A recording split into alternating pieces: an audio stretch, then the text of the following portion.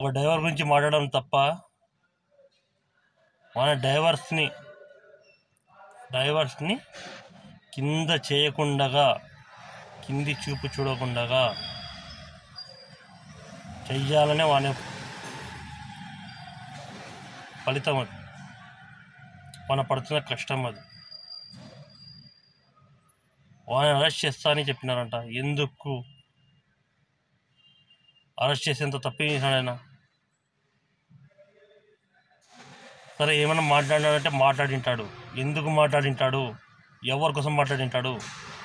సాటి డ్రైవర్ని ఎవరైనా ఏమైనా చేసింటేనే కదా మాట్లాడేది. ఊరికి ఎవరు మాట్లాడరు కదా. నేను కూడా ఒక డ్రైవర్నే. ఊరికి ఎవరు మాట్లాడరు.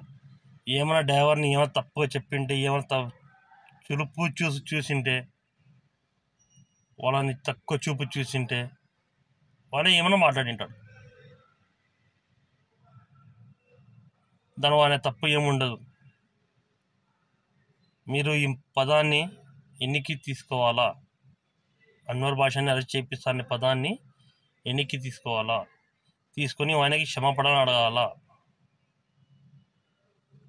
అది కూడా ఆయనకి ఫోన్ చేసి వాట్సాప్ మెసేజ్, వాయిస్ రికార్డింగ్లో పెట్టి కాదు, డైరెక్ట్ ఆన్లైన్లోనే ఇన్స్టాగ్రామ్లో పెడతారా, లేకుంటే యూట్యూబ్లో పెడతారా, లేకుంటే ఫేస్బుక్లో పెడతారా, దేనిలో పెడతారో పెట్టండి. ఆయనతో క్షమాపణ అడగాల. అది ఎవరైనా కానీ అరెస్ట్ చేపిస్తా అన్న వాళ్ళు ఇంకోసారి డ్రైవర్ గురించి తప్పుగా మాట్లాడుతుండి, తప్పుగా ఆలోచించండి. డ్రైవర్ అంటే మీ ఇంట్లో పడి ఉన్న కుక్క కాదన్నా, ఒక సింహం, ఓ పులి. ఆ పులిని, ఆ సింహంని వేటాడడం తెలుసు, వేట చేసినా తినాలనేది కూడా తెలుసు. మీరు కూర్చుంటారే కార్లలో, పక్కన డ్రైవర్ ఉంటాడు.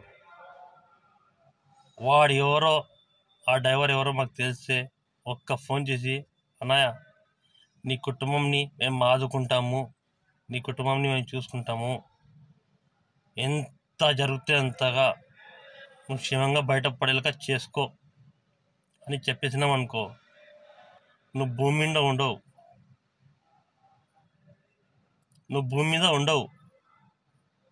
నీ బాడీ ఉంటుంది కానీ నీ ఊపిరి అనేది, నీ ఆత్మ అనేది ఆకాశంలో ఉంటుంది. అది గుర్తుపెట్టుకోండి.